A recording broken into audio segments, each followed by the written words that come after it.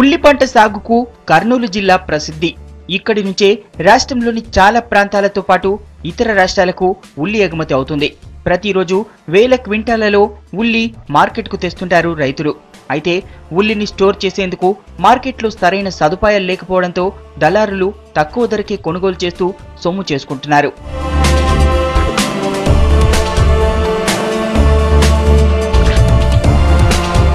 ఉల్లి పంట సాగులో రాష్ట్రంలోనే అగ్రస్థానంలో నిలిచే కర్నూలు జిల్లాలో దళారులదే హవా. ఉల్లి కొనుగోలులో దళారులు ఆడిందే ఆటగా సాగుతోంది. ఖరీఫ్ పంట మార్కెట్కు వస్తున్న దళారులు సిండికేట్గా మారడంతో తక్కువ ధరకే పంటను అమ్ముకోవాల్సిన దుస్థితి ఏర్పడింది.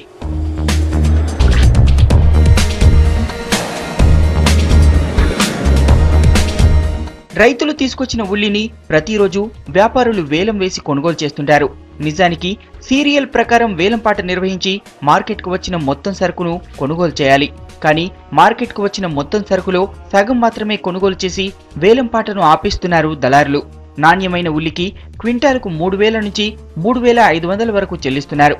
ఒకరిద్దరు రైతులకు మాత్రం గరిష్ట ధర చెల్లిస్తూ మిగిలిన వారికి తక్కువ ధరకే కొనుగోలు చేసుకుంటూ దళారులు సొమ్ము చేసుకుంటున్నారు.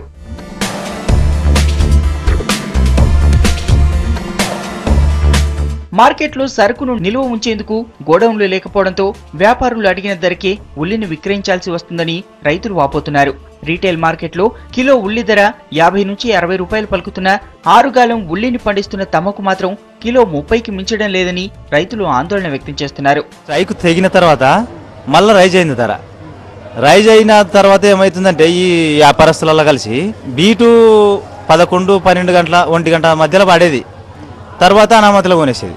అంటే రైతు నష్టపోతున్నాడు కానీ అక్కడ వ్యాపారులు లాభం పడుతున్నారు, దళారులు లాభం పడుతున్నారు. రైతు దగ్గర మాత్రము 20 రూపాయల కేజీ, 30 రూపాయల కేజీ కన్నా ఎక్కువ కొనడంలే. కానీ బయట 40 రూపాయలు, 50 రూపాయలు, 60 రూపాయల కేజీ కొంటున్నారు. బీట్లు అసలుకి పాడమే లేదు.